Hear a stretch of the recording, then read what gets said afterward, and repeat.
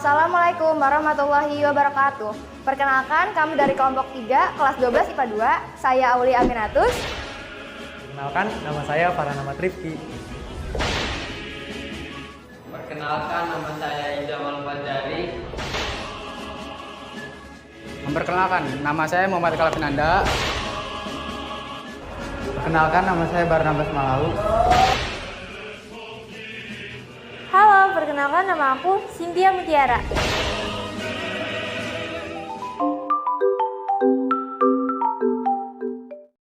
Kalian tahu nggak kenapa tubuh kita bisa tumbuh tinggi? Dan kenapa juga kalau kita mengalami luka, nanti lukanya itu bisa ketutup sendiri.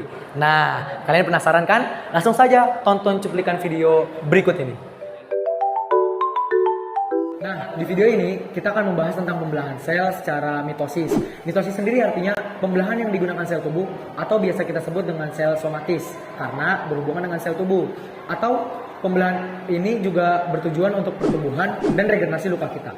Di pembelahan ini nanti juga ada tahap-tahapnya. Secara garis besar ada dua. Yang pertama ada tahap interfase dan kedua ada fase mitotik. Di sini fase mitotik menjadi 4 bagian. Yang pertama ada fase profase, yang kedua ada fase metafase, yang ketiga ada fase anafase, dan yang terakhir ada fase telofase. Atau biar lebih singkat, kita singkat dengan kromat. Nah, sekarang kita masuk ke tahapan interfase. Di mana tahapan interfase, nukleus dan membran inti itu masih terlihat sangat jelas. Kemudian kromosom di sini masih belum terlihat sebagai tanda X atau yang biasa kita lihat di gambar. Karena kromosomnya itu masih berbentuk benang-benang kromatin. Kemudian nanti ada organel yang biasanya kita sebut sebagai sentrosom. Kemudian di tahap interfase ini ada 3 tahapan lagi secara garis besar, yaitu fase G1, fase sintesis, dan fase G2. Nah, di fase G1 ini sel akan ikut membesar. Otomatis organel-organel di dalamnya akan ikut membesar. Kemudian ada fase sintesis, di mana di fase sintesis ini sel akan mengalami replikasi DNA dan sintesis protein.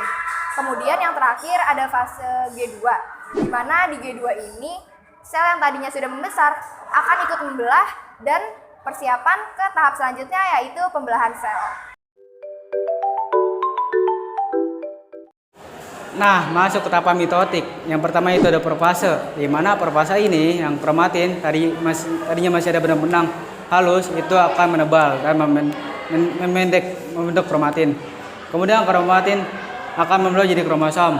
Nah, habis itu nukleus dan membran inti akan mulai menghilang dan sentrosom tadi akan membelah menjadi 2 dan akan membentuk menjadi sentriol. Nah, dari sentriol tadi muncul yang namanya benang-benang spindel.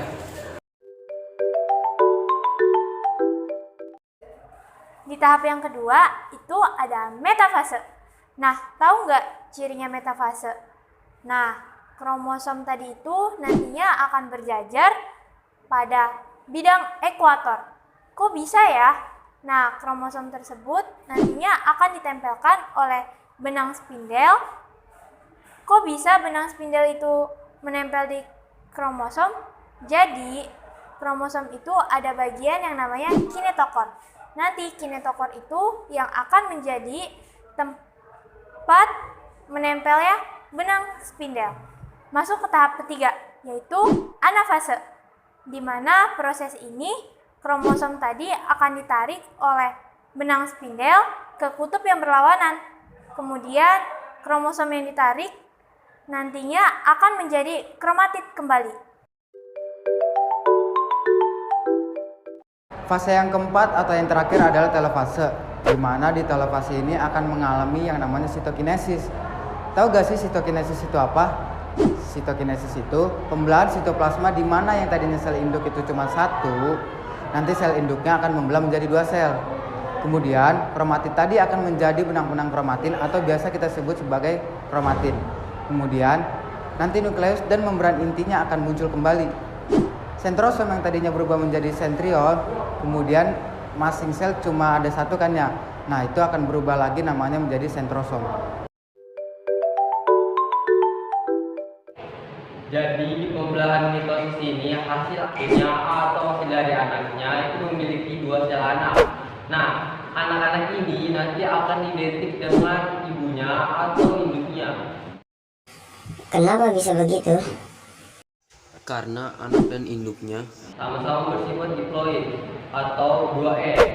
Bisa kita kenal sama-sama memiliki 46 kromosom.